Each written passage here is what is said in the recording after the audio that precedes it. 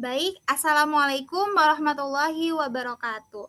Halo teman-teman semuanya, kami dari kelompok 2 mata kuliah perencanaan pembelajaran biologi akan mempresentasikan terkait dengan beberapa hasil penugasan kami.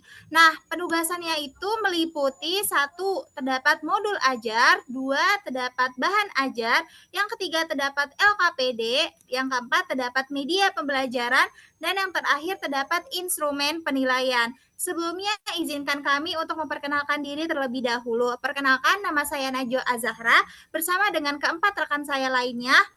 Terdapat Farhah Aulia. Ya, baik. Selanjutnya ada Sri Aulia Maharani. Selanjutnya ada Beatrix Putri Septianingrum. Dan selanjutnya ada Diah Putri Ayu. Baik, langsung saja kita masuk ke pembahasan yang pertama, yaitu terkait dengan modul ajar biologi yang telah disusun oleh Olivia Ripka Liunsanda. Nah, pada modul ajar pembelajaran biologi ini, Olivia atau dia telah membahas terkait dengan beberapa hal. Nah, jadi bisa di next slide-nya.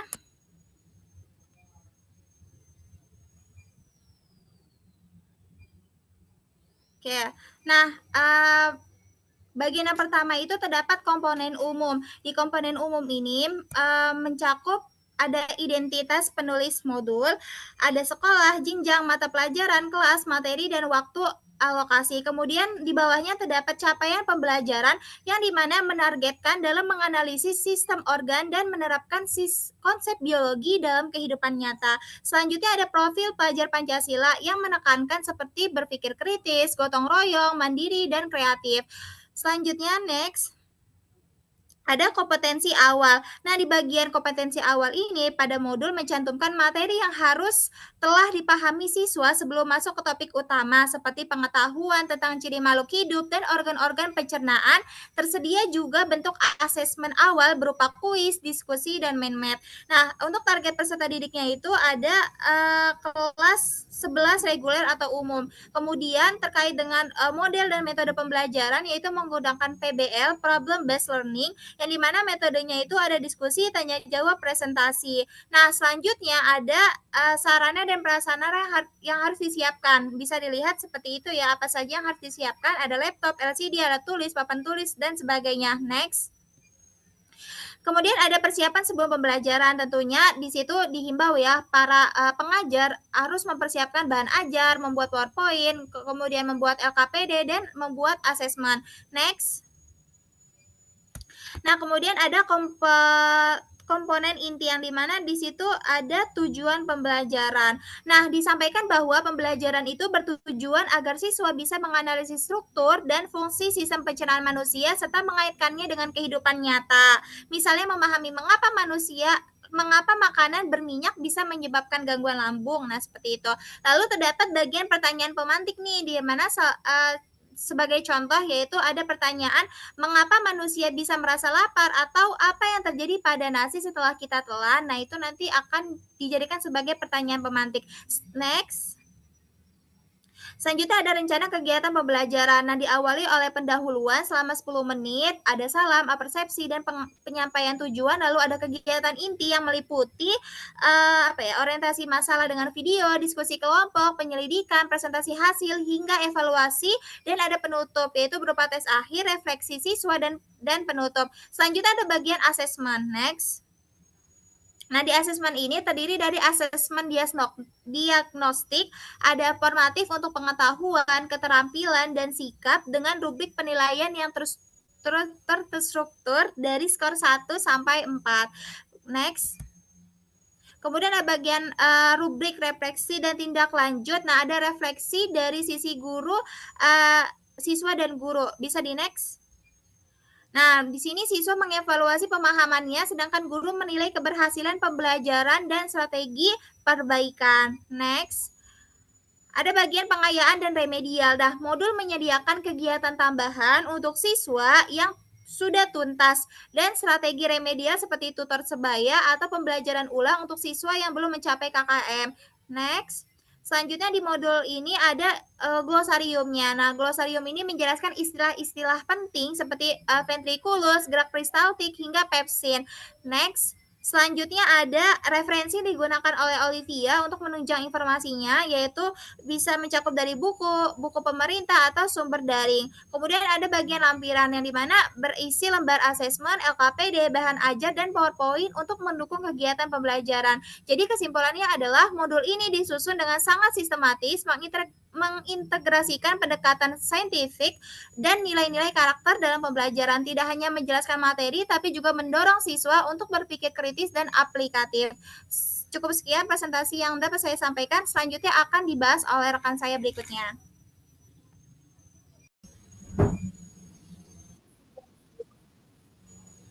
Nah, baik teman-teman, untuk selanjutnya, saya Sri Aulia Maharani akan mempresentasikan bahan ajar berupa modul yang telah kelompok 2 susun dengan judul Sistem Pencernaan, di mana modul ini ditujukan untuk kelas 11 SMA dan disusun berdasarkan kurikulum Merdeka.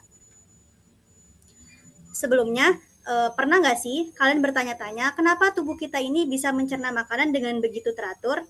Nah, itulah yang akan kita bahas dalam modul ini. Pada modul ajar yang kita buat, mencakup identitas modul, capaian pembelajaran, tujuan pembelajaran, profil pelajar Pancasila, kompetisi dasar, next, indikator pencapaian kompetensi, deskripsi singkat materi, dan petunjuk penggunaan modul ajar.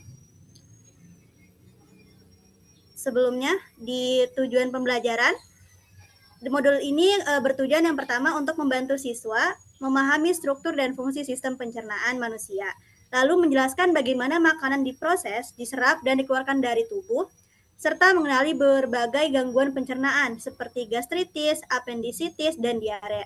Kami juga menggunakan pendekatan problem-based learning atau PBL agar siswa lebih kritis, mandiri, dan terbiasa kerja sama kelompok.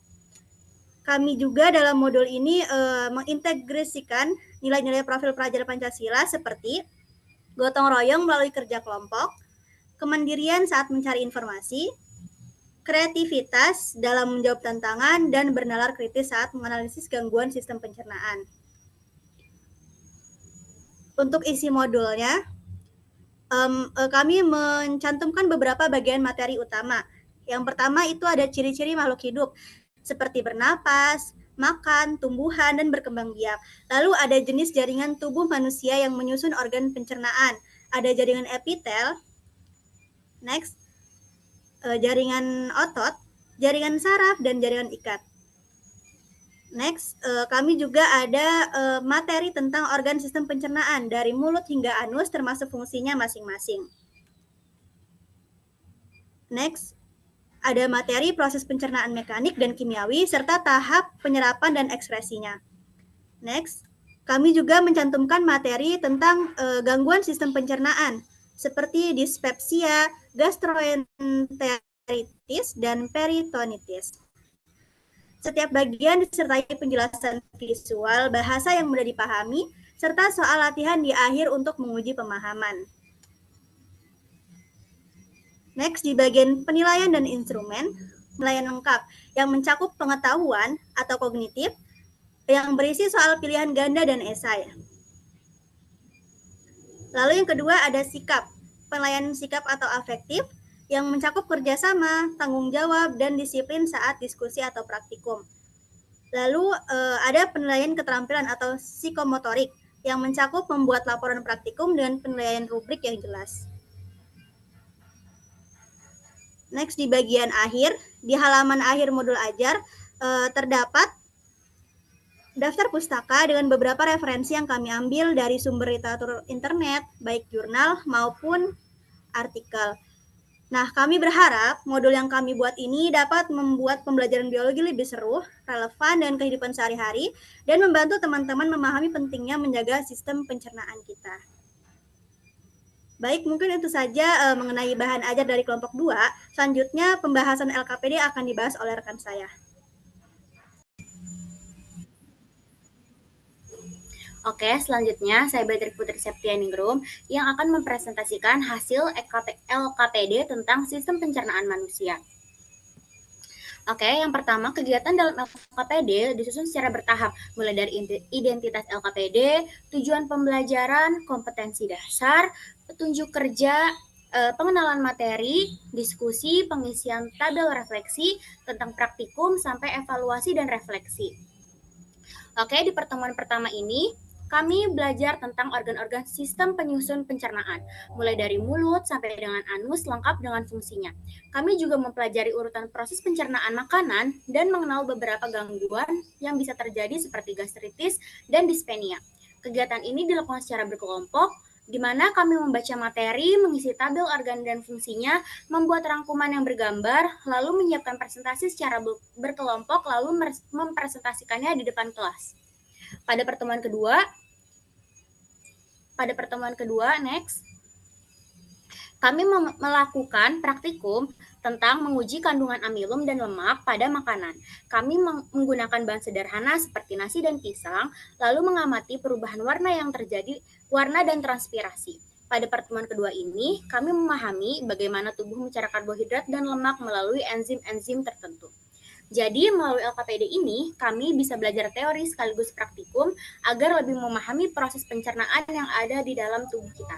Nah, pada bagian akhir ini ada tentang evaluasi, tentang pengembangan dan penyajian hasil yang terdiri dari uji amilum dan uji lemak. Bisa dilihat ya teman-teman, untuk uji amilum terdiri dari 4 soal dan uji lemak terdiri dari 4 soal. Dan yang terakhir, next.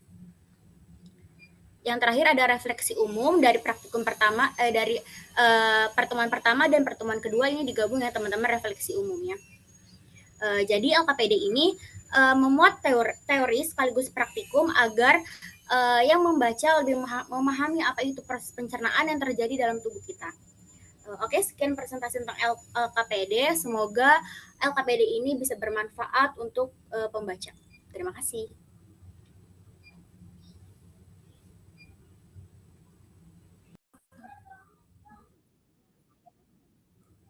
Halo teman-teman, perkenalkan nama saya Diah Putri Ayu.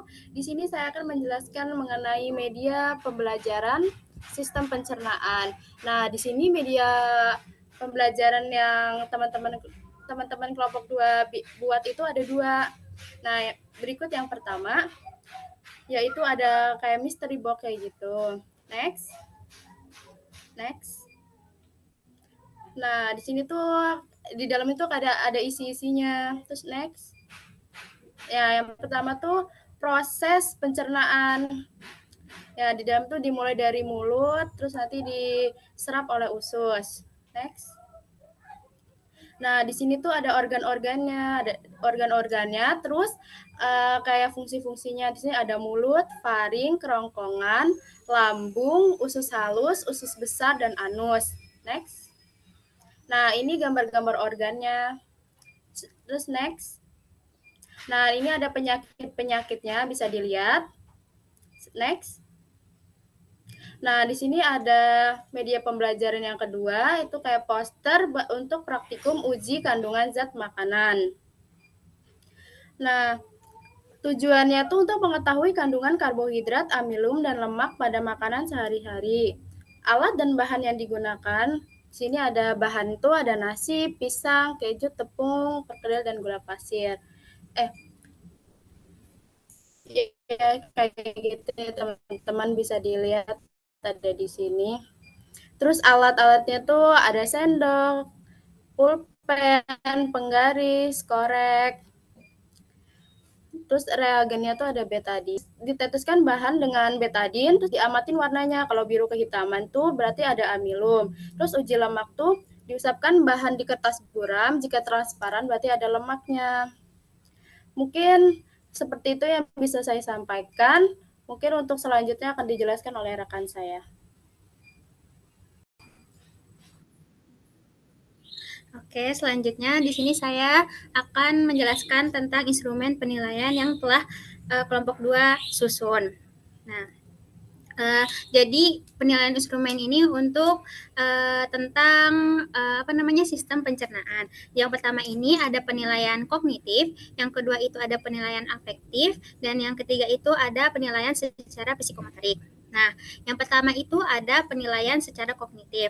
Jadi, dari penilaian kognitif itu kami menggunakan tes tertulis berupa soal pilihan ganda dan esai. Soal-soalnya itu disusun berdasarkan kisi-kisi yang mencakup indikator IPK dan KD. Di sini tuh contoh soalnya itu ada tentang ciri-ciri makhluk hidup, ada jenis dan fungsi jaringan tubuh manusia, hingga urutan dan fungsi organ dalam sistem pencernaan. Nah, soalnya itu kita buat dalam bentuk G-form agar lebih praktis dan bisa diakses secara daring. Next, lanjut tentang penilaian afektif. Oke, lanjut ya teman-teman. Jadi yang kedua itu ada penilaian instrumen secara afektif atau sikap. Jadi penilaian afektif secara sikap itu dilakukan melalui observasi langsung saat kegiatan praktikum dilangsungkan. Terdapat 3 aspek yang kami nilai itu, ada kerjasama dalam kelompok, dan yang kedua itu ada tanggung jawab dalam menyelesaikan tugas dan membersihkan alat, dan yang ketiga itu ada disiplin dalam mengikuti aturan dan instruksi ketika praktikum dilakukan secara langsung. Nah, penilaian dilakukan itu digunakan dengan skala itu dari 1 sampai 3 dengan pedoman sebagai berikut, yaitu ada skor 3 yang menunjukkan untuk siswa yang selalu menunjukkan sikap positifnya dan aktif, dan yang kedua itu ada skor yang kedua itu jika hanya kadang-kadang, dan yang terakhir itu skor 1 itu jika tidak menunjukkan sikap-sikap dari ketiga tersebut. Nah, selanjutnya next penilaian psikomotor. Dalam penilaian psikomotor itu, kami memfokuskan pada hasil laporan praktikum siswa dengan kriteria sebagai berikut. Yang pertama itu ada sistematika laporan. Yang kedua itu ada format penulisan. Format penulisan itu sudah beserta tentang font, margin, dan lain-lainnya. Serta yang ketiga itu, yang ketiga itu ada isi laporannya. Isi laporannya itu berisi latar belakang, tujuan, terus materi praktikum yang telah dilakukan oleh siswa. Dan yang terakhir itu ada kesimpulan. Di kesimpulan itu yang dinilai itu ditulis dengan secara singkat, terus hanya komponen yang sesuai ada hanya 1. Nah, setiap kriteria itu dinilai dengan skor dari skala 0 sampai 3 dan akan dihitung nilai akhirnya itu dengan skor perolehan per skor total dikali 100. Nah, demikian penjelasan dari instrumen penilaian. Semoga instrumen ini dapat membantu mengukur capaian peserta didik secara lebih objektif dan menyeluruh, baik dari segi pengetahuan, sikap, maupun keterampilan. Selanjutnya, saya kembalikan lagi ke moderator.